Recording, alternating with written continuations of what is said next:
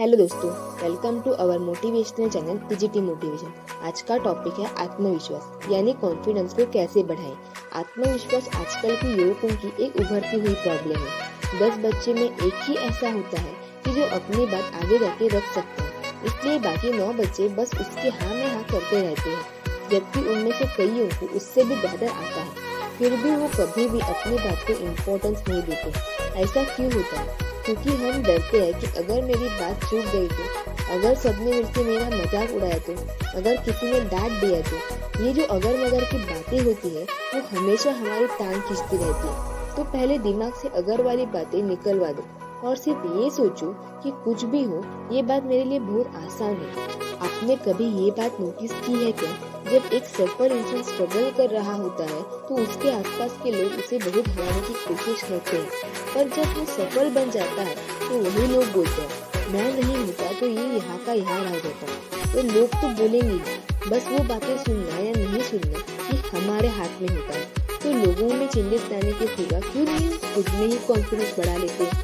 तो हर कोई अपने हिसाब से कॉन्फिडेंस को बढ़ा सकता है, पर अगर किसी को कॉन्फिडेंस कैसे बढ़ाए ये बात पता नहीं है तो हम कुछ बेसिक टिप्स फॉलो करके अपना कॉन्फिडेंस धीरे से ऊपर ला सकते हैं।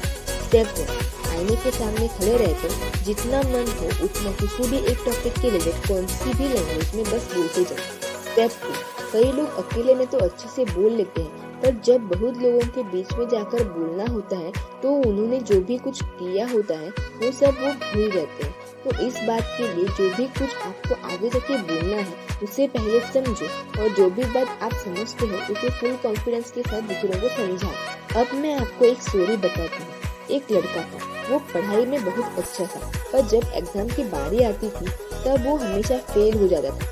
वो एग्जाम देने से डरता था। वो एग्जाम के पहले ही सब बातों को डर जाता था। अगर मैं फेल हो गया तो, अगर मुझे अच्छे मार्क्स नहीं मिले तो। इस सब में जो भी उसने किया होता था वो सब भूल जाता था। माँ को उसकी बहुत टेंशन होती थी। तब वो उसे एक शिक्षक के पास लेके गई। तब उन शिक्षक को उस लड़के से बोलकर पता चला कि ये होशियार तो है, और खुद को कोसते वक्त ये अपना कॉन्फिडेंस खो देता है, और यही उसकी फेल होने की वजह है। तो उन्होंने एक आइडिया किया। उन्होंने बस उसे कहा, मेरे पास जितने भी स्टूडेंट सीखने आते हैं मैं उन्हें बस एक मंत्र देता हूँ, जिस कारण जब उन्हें किसी भी चीज को पाने की पूर्ण इच्छा होती है तो उन्हें वो आसानी से हासिल होता है। तो ये मंत्र मैं तुम्हें भी देता हूँ।